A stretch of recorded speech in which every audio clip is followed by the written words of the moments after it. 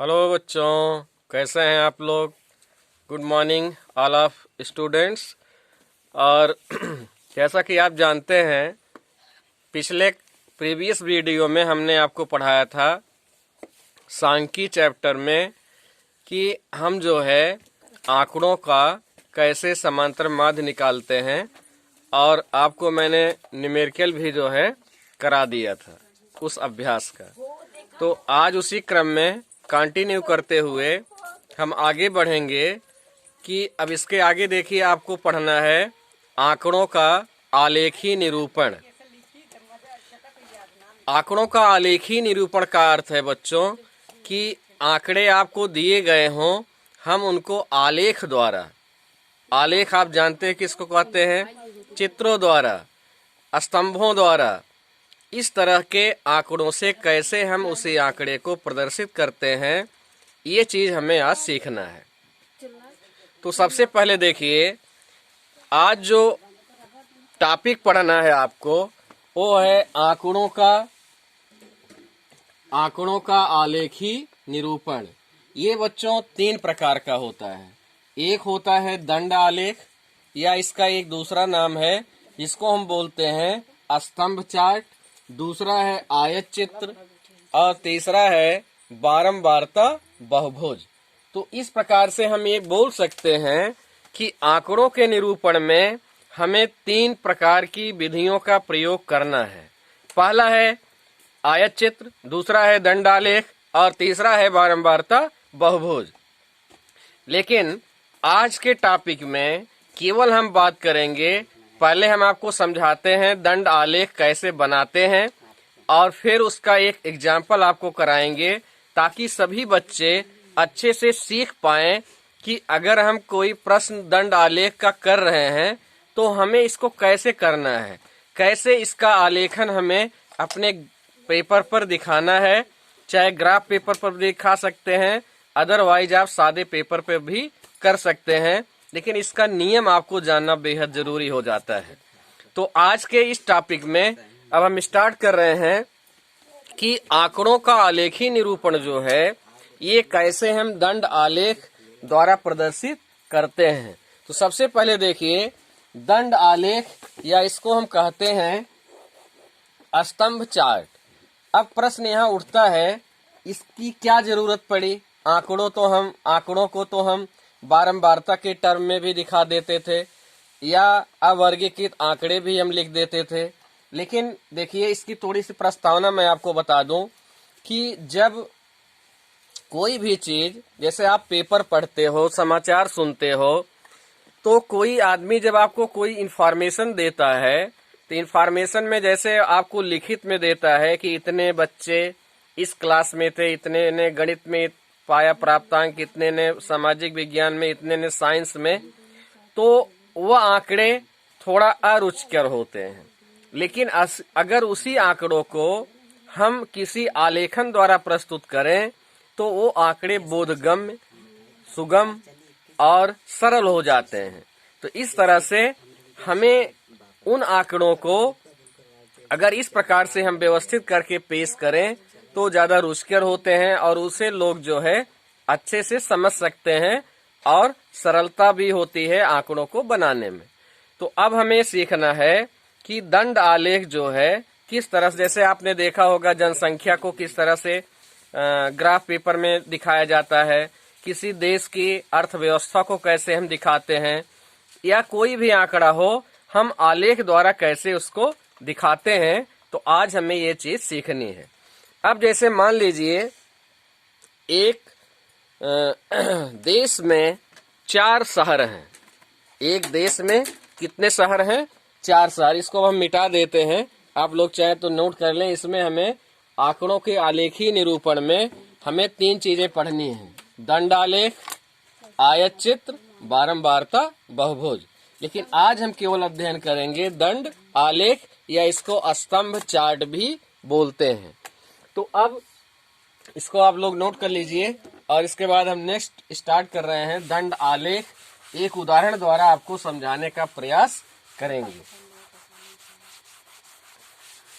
देखिए, मान लीजिए 4 शहर हैं तो यहाँ आप लिखेंगे 2 कॉलम आपको ऐसे दिया होगा, देश या राज्य का नाम, राज्य का नाम, और इसमें दी गई है जनसंख्या। क्या दी गई है? जनसंख्या। 2 कॉलम ऐसे आपको अलग अलग प्रश्नों में अलग अलग मिलेंगे। कोई जनसंख्या को दिखाएगा, कोई उस देश में कितने साक्षर हैं, पुरुष स्त्री को दिखाएगा। तो ये आंकड़े निर्भर करते हैं प्रश्न पर कि किस तरह से आंकड़ा आपके सामने पेश होगा। अब जैसे हमें मालूम है राज्य का नाम और जनसंख्या 2 टॉपिक बच्चों हमें मालूम है।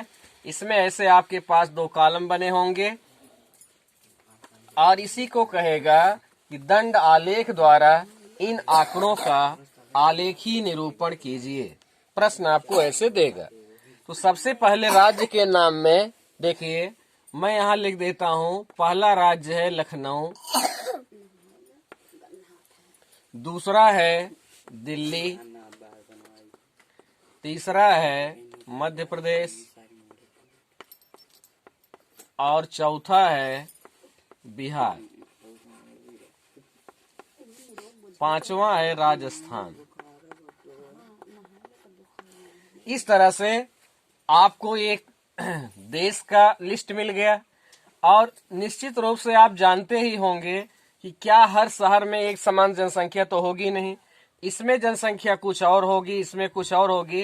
तो एक आंकड़ा हमारे पास है लाख में। जनसंख्या किस में दी गई है? लाख में। तो यहाँ जनसंख्या मान लीजिए 10 लाख है, यहाँ जनसंख्या जो है 15 लाख है, यहाँ जनसंख्या 25 लाख है और यहाँ जनसंख्या जो है 30 लाख है और यहाँ जनसंख्या 35 लाख। ऐसे 2 टेबल आपको दिए होंगे। अब कह रहा है इन आंकड़ों से दंड आलेख खींचिए या आंकड़ों का आलेखी निरूपण कीजिए। तो देखिए, सबसे पहले बच्चों ध्यान ये करना है, आप जब भी कोई ग्राफ खींचते हो आपको 2 अक्ष पता होने चाहिए।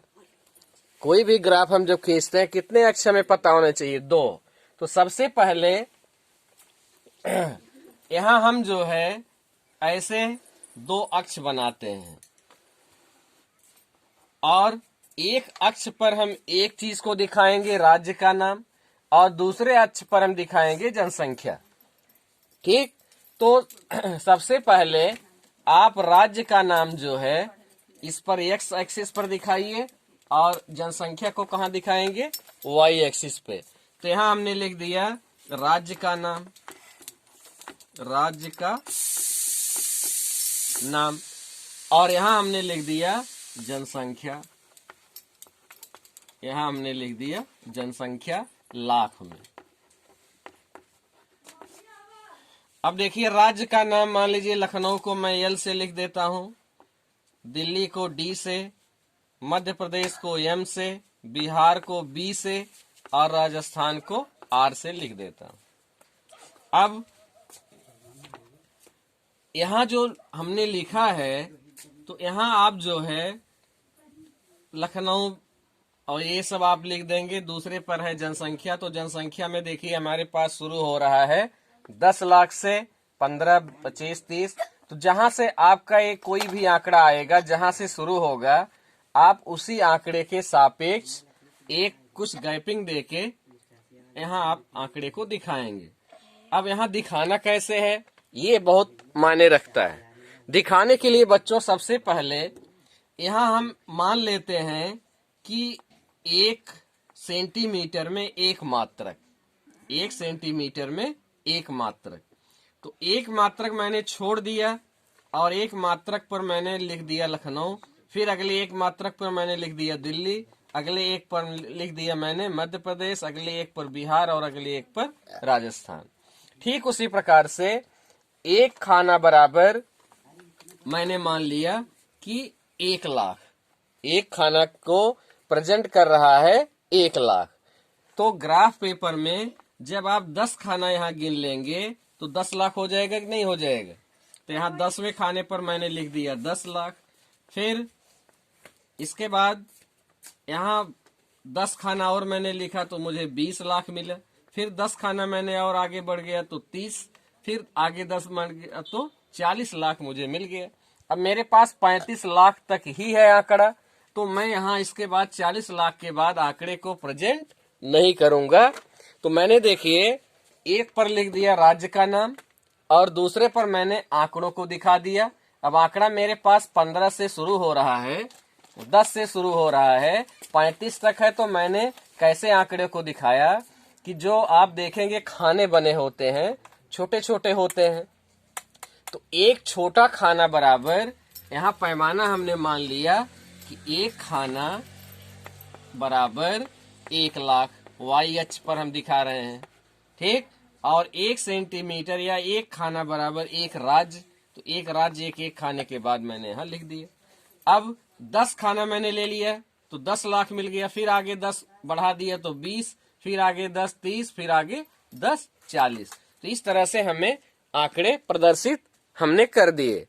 अब कैसे बनाए चित्र को, तो देखिए यहाँ जब आप आते हैं तो यहाँ बच्चों, यहाँ आप एक पहले लखनऊ पर जाएंगे तो लखनऊ में कितनी संख्या है, 10 लाख।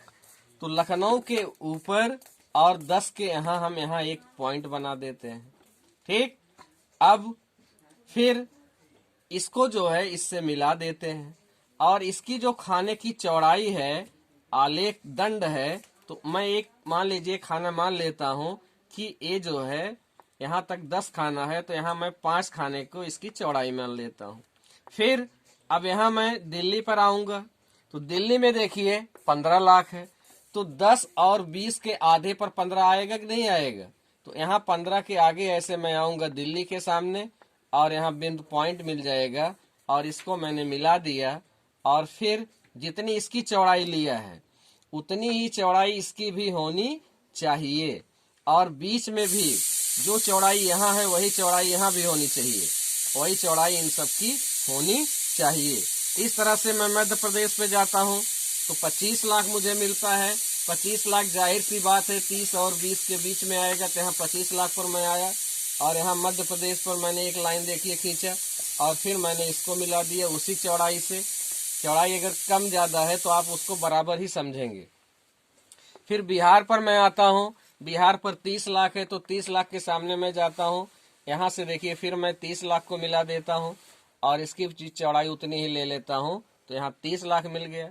अब उतनी ही चौड़ाई आगे मैं यहाँ राजस्थान पर जाता हूँ, यहाँ 35 लाख है, 35 इसके बीच में आएगा, यहाँ आता है और इस तरह से मैंने इसको मिला दिया और इसकी भी चौड़ाई मैंने बना दिया। तो ये जो आंकड़े हैं यही आंकड़े कहलाते हैं किसी आंकड़े को दंड आलेख द्वारा प्रदर्शित करना।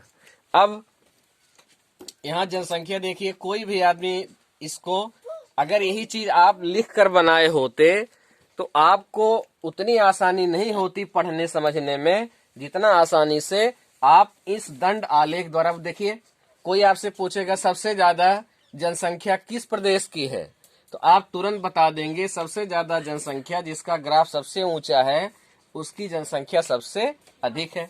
सबसे कम जनसंख्या किस प्रदेश की है, लखनऊ की है। तो इस तरह से हम दंड आलेख द्वारा किसी भी आंकड़े को प्रदर्शित कर सकते हैं। तो इसी तरह से ध्यान ये रखना है, जो आप पॉइंट पाएंगे यहाँ समान चौड़ाई इनके इसके बीच में सब समान चौड़ाई होनी चाहिए और दंड आलेख भी समान चौड़ाई का होना चाहिए।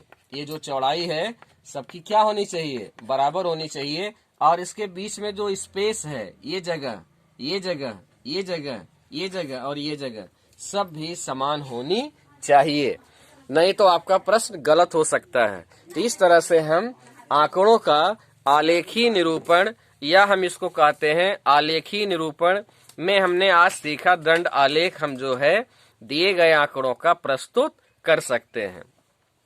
तो इसी के साथ आज का ये वीडियो हम जो है समाप्त करते हैं और आप लोग जो है वीडियो को ज्यादा से ज्यादा अपने दोस्तों में शेयर कीजिए, सब्सक्राइब कीजिए और लाइक करना मत भूलिए। और इसी के साथ आज का ये वीडियो यहीं समाप्त करते हैं। Thank you very much.